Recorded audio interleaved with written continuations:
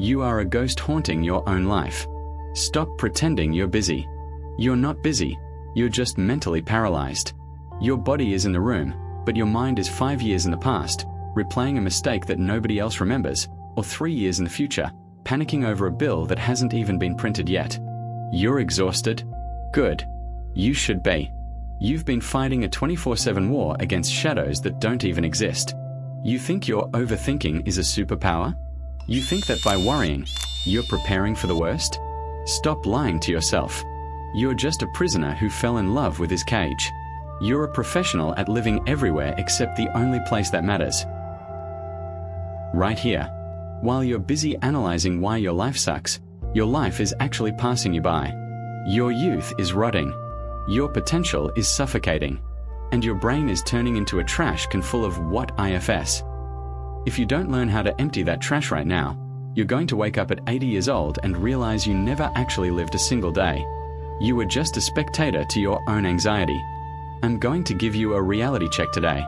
No fluff, no Zen bullshit. Just a story about a guy named Marco and a glass of water that will show you exactly how much of a slave you've become to your own head. Watch this, or keep drowning. It's your choice. Let's talk about Marco. 24 years old. Strong, healthy, and a complete mental wreck.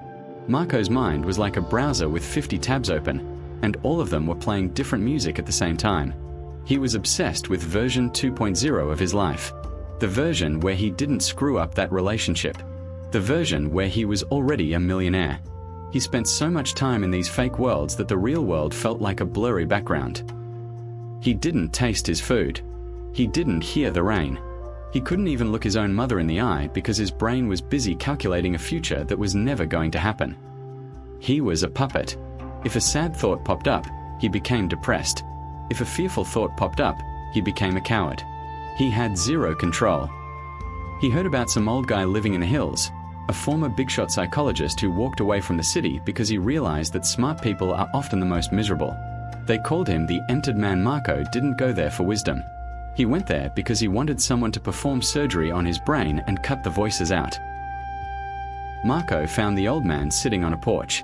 The guy didn't look like a saint. He just looked solid. Like a rock that the wind couldn't move.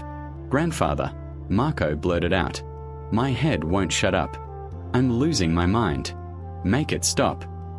The old man didn't give him a quote to put on Instagram. He went inside, grabbed a glass, and filled it to the absolute brim with water. The water was literally bulging over the top, held only by surface tension. One tiny shake, and it's over. "Take this," the old man said. "Walk to the edge of the village. Past the market, the dogs, the screaming kids. Then come back. If you spill one single drop, you've failed, and I'm kicking you off this mountain." Marco's heart started racing. He looked at the crowded, narrow path. He looked at the glass. He had no choice. He locked his eyes on the water. He started walking. He passed the blacksmith shop.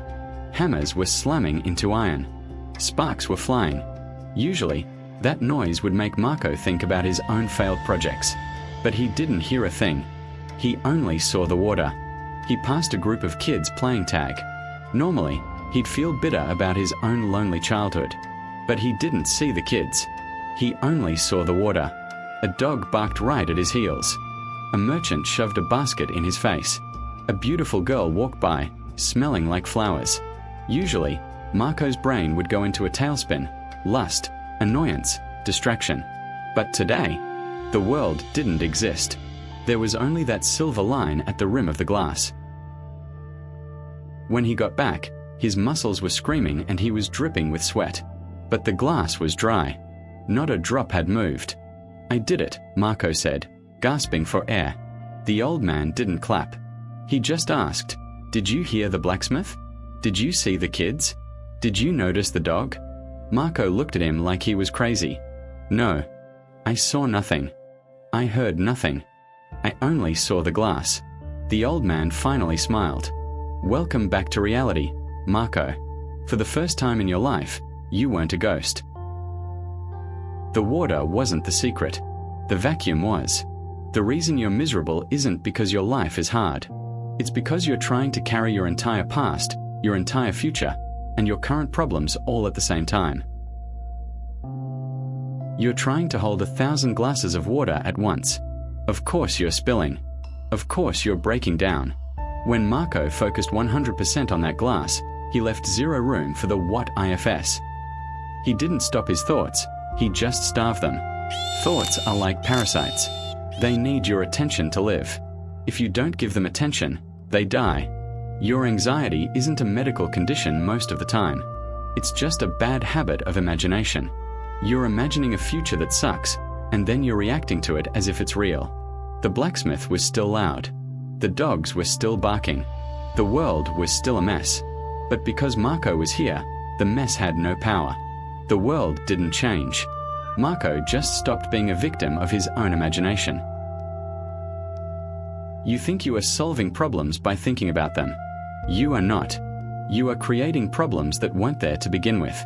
You spend your energy preparing for battles that never happen and mourning losses that haven't occurred. You are an athlete who spends all his time looking at the scoreboard instead of playing the game. No wonder you're losing. No wonder you're terrified.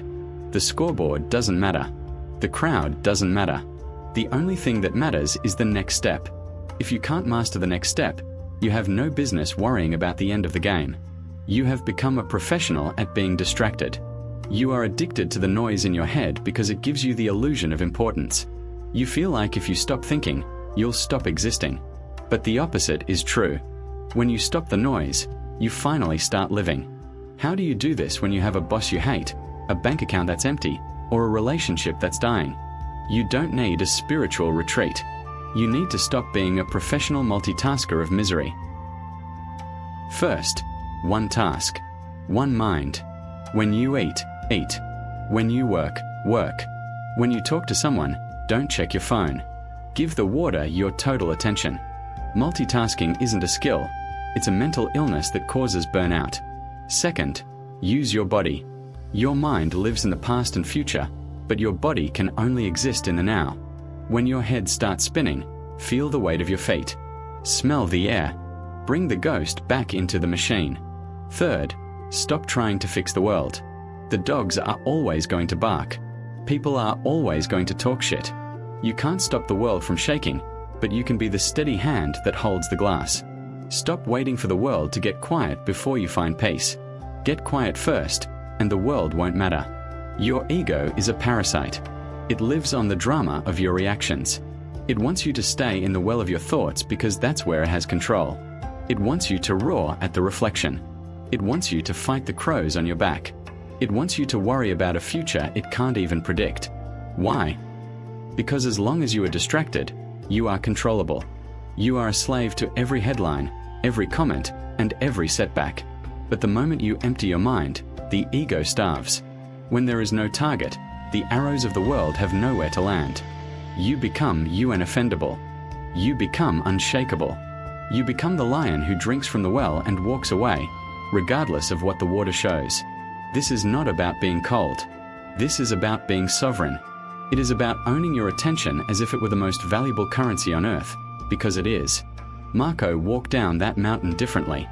He wasn't rushing toward his future anymore. He felt the dirt under his shoes.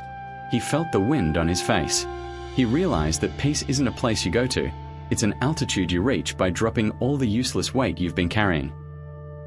You don't find peace. You become it by refusing to be anywhere else but right here. We've built a community here for the people who are done being ghosts. We are tired of the noise. We are tired of the ego. Hit that subscribe button and turn on notifications. We are dismantling the cages in your head every single week, and I don't want you to miss the one slap in the face that finally wakes you up. Here's my challenge to you. For the next 24 hours, pick one task, just one, and do it with 100% focus. Whether it's washing a dish or writing an email. Don't let your mind leave the room. Comment below with the task you're picking. Let's see who actually has the guts to be present for one day. Stop drowning in thoughts that don't exist. Empty your mind. Hold your glass. Stay focused. Stay sovereign. Stop being a ghost. I'll see you in the next one.